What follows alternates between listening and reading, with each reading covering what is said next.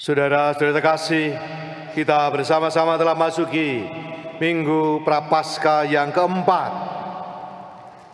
Minggu Prapaskah pertama kita diajak untuk mempertegas pilihan-pilihan dasar kita, memilih Tuhan. Prapaskah kedua diajak untuk mengasah relasi kita menjadi semakin mendalam, mengasah kepekaan hati kita untuk mendengarkan sabda Tuhan, suara Tuhan, supaya kita menjadi anak-anak yang terkasih. Dan Minggu Prapaskah ketiga diingatkan akan tuntutan dasar, yaitu menghasilkan buah.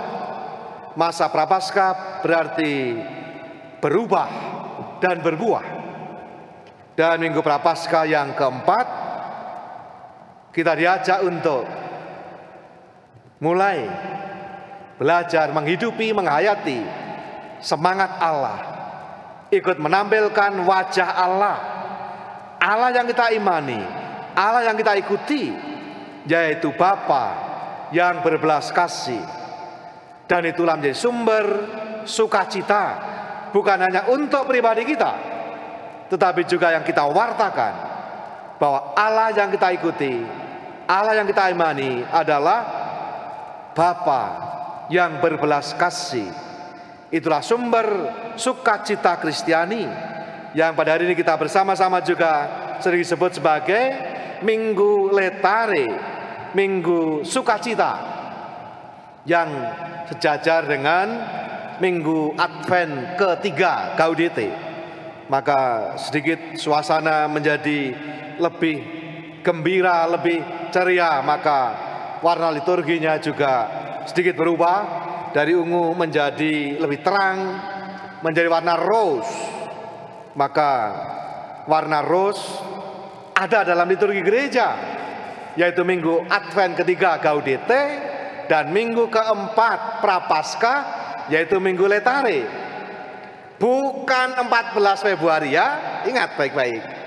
14 Februari itu untuk anak-anak muda lah, Valentine Day, silahkan pakai baju pink. Tapi dalam liturgi gereja adalah Minggu Gaudete dan Minggu Letare, dipakai warna liturgi rose, atau ya gampangnya ya populernya seperti pink. Itulah tempatnya di mana dalam liturgi gereja kita sudah berada separuh dari perjalanan kita dalam masa Prapaskah ini, dan kita diajak untuk mulai membangun sikap hati agar kita semakin boleh mengalami perjumpaan pribadi dengan Tuhan, Tuhan yang adalah Bapa yang berbelas kasih. Dan dalam tradisi gereja, Minggu Prapaskah keempat juga disebut sebagai Minggu Bunda. Maka biar tradisinya adalah memberikan bunga kepada ibu kita masing-masing, tentu saja kepada juga bunda kita, Bunda Maria, dan juga Bunda Maria, Bunda Gereja. Gereja disebut sebagai bunda yang melahirkan anak-anak. Maka sebutan gereja adalah Bunda Gereja. Maka juga tradisi ziarah ke gereja ibu, gereja Indo, Mater Ecclesia, yaitu gereja katedral masing-masing.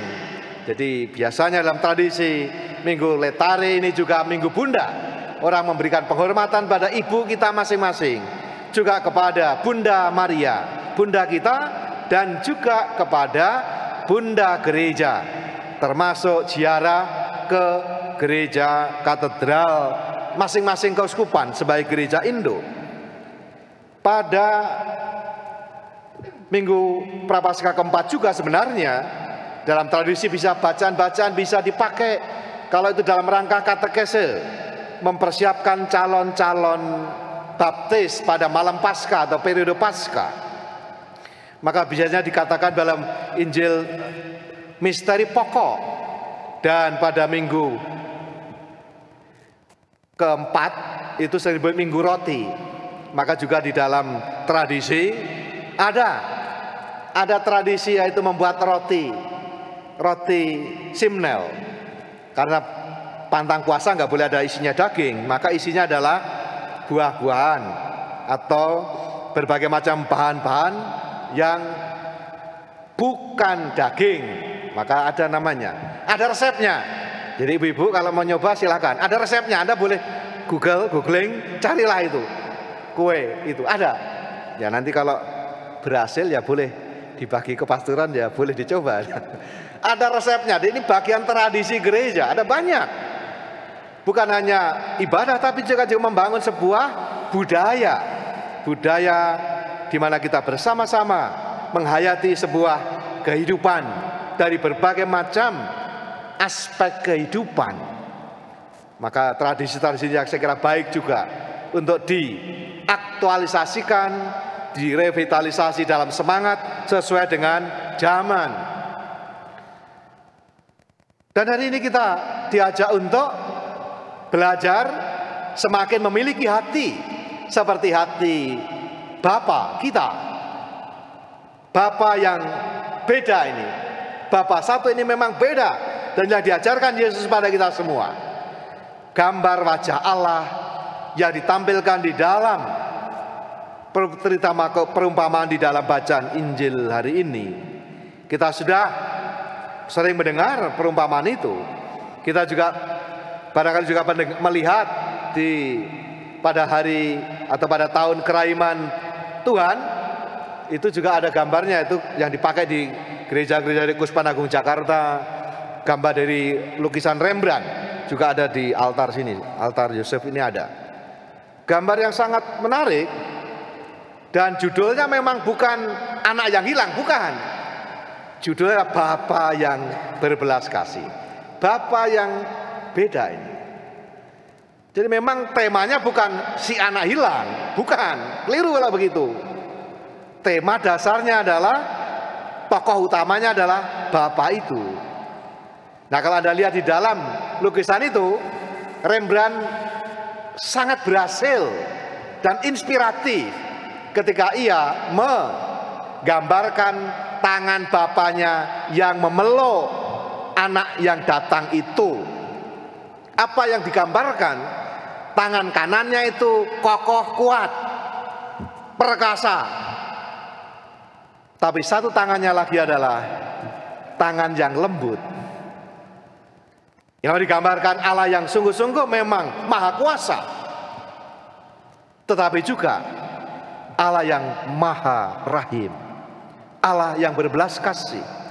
Itulah yang mau digambarkan, dan Rembrandt melukiskan dengan sangat baik kisah yang kita dengarkan tadi. Bapa yang murah hati, Bapa yang berbelas kasih. Dan kita tahu di dalam sepanjang tahun ini kita diajak merenungkan Yesus bersama Lukas.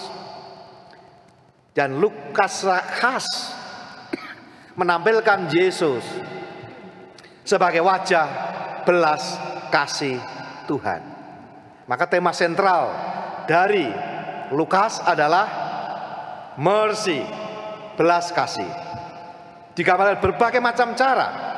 Salah satunya adalah tentang perumpamaan yang kita dengar tadi. Maka tadi dikatakan tergeraklah hatinya oleh belas kasih. Itu referennya berulang-ulang. Ketika Yesus membuat ini dan itu selalu dikatakan tergeraklah hatinya oleh belas kasih, lalu ini dan itu. Lukas istimewa menampilkan Yesus sebagai gambar wajah Allah yang berbelas kasih. Belas kasih yang ditawarkan tanpa batas. Ia memberikan perhatian istimewa kepada para pendosa, para yang miskin papa, kaum perempuan dan anak-anak, kaum terbuang dan terpinggirkan. Dan semuanya itu ditampilkan dalam perjumpaan di mana Yesus menampilkan wajah Allah yang berbelas kasih. Saudara terkasih, dalam penghayatan kehidupan kita seringkali kita menjadi tergoda.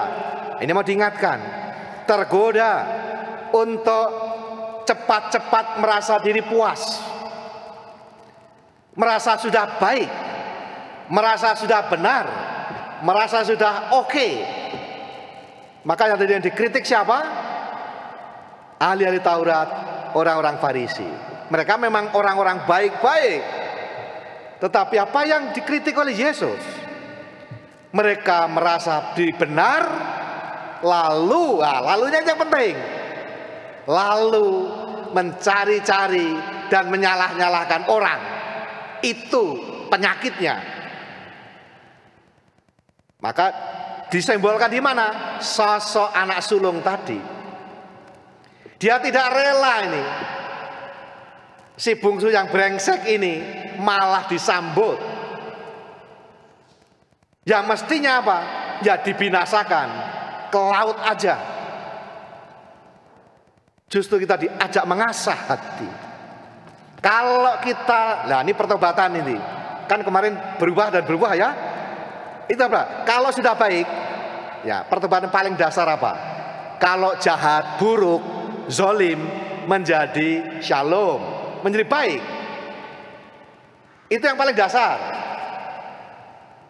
Itu yang paling pokok, elementer. Yang kedua ya, kalau sudah baik jadi apa? Jadi lebih baik. Sudah lebih baik apa? Lebih baik lagi. Kalau tidak, kita merasa mandek, stagnan, macet. Itulah orang Farisi ahli Taurat. Merasa diri sudah benar, lalu mencari-cari menghakimi orang lain. Itu penyakitnya. Bisa juga begitu kita, tanpa sadar. Justru Yesus menampilkan pada kita semua, kalau kita sudah baik dan makin baik, kita akan menjadi orang sungguh baik kalau membuat yang buruk-buruk itu jadi baik. Nah, itu baru orang baik. Bukan malah menyingkirkan dan membuang yang buruk-buruk itu. Nah, kalau begitu ya enggak, kalau semua orang jahat, orang buruk enggak ada, Anda enggak teruji orang baik atau tidak. Anda teruji jadi orang sungguh baik kalau ada orang jahat, dan itu pun bahkan bisa Anda ajak berubah jadi baik. Itu baru sungguh orang baik.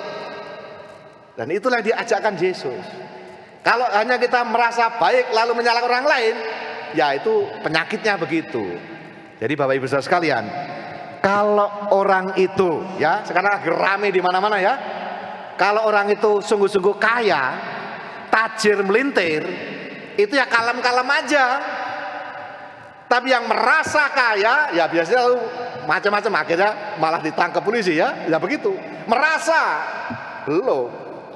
Orang yang cantik, cantik banget itu, kalem-kalem aja. Tapi orang yang merasa cantik, ya pasti banyak tingkah, ya begitu. Sama. Jadi kalau orang sungguh-sungguh kaya, cuek-cuek aja. Kalau orang sungguh-sungguh cantik atau cakep, ganteng, ya cool-cool aja gitu loh. Tapi kalau merasa, nah itu banyak tingkah, banyak ulah, ngaco, itu. Ini yang tidak dimaksudkan dari kita. Justru sebaliknya, kalau kita merasa, ingat jangan kita merasa baik, tapi terus menerus berusaha. Dan kalau kita sudah menjadi semakin baik, apa yang diharapkan? Kita membawa yang lain jadi baik. Itu baru sungguh orang baik, sungguh orang yang memiliki hati seperti Yesus yang datang untuk mencari yang hilang supaya dapat selamat. Dan itulah kebahagiaan, kesukacita yang dibawa Yesus. Paus Fransiskus juga sangat menekankan bagaimana Allah ini adalah wajah Allah yang berbelas kasih. Belas kasih adalah hati Allah.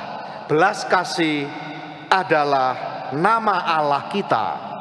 The name of God is mercy. Jadi nama Allah kita adalah Allah yang berbelas kasih. Dan Tuhan membutuhkan orang-orang yang menjadi tanda dan pembawa belas kasih itu kepada dunia ini, zaman sekarang ini. Kita semua diundang menampilkan wajah Allah yang berbelas kasih.